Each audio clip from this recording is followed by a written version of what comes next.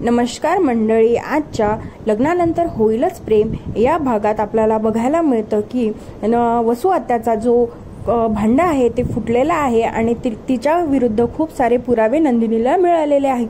त्यामुळे तिचं सत्य घराच्या समोर आलेलं आहे.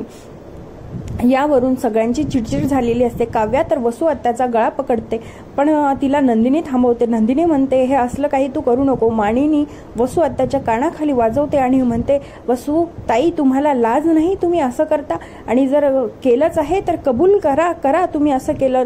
वसू आत्या सगळ्यांची माफी मागते, पण वसू आत्याला कुणीही माफ करत नाही. बाबा म्हणजे विक्रम पोलिसांना फोन करायला जातात, पण मानिनी त्यांना अडवते. म्हणते, असं काहीही करू नका, हा आपला घरचा प्रश्न आहे, आपण घरीच मिटवूया. नंदिनी त्याचा सोक्ष मोक्ष लावेल, कारण ही खरी गुन्हेगार नंदिनीची आहे.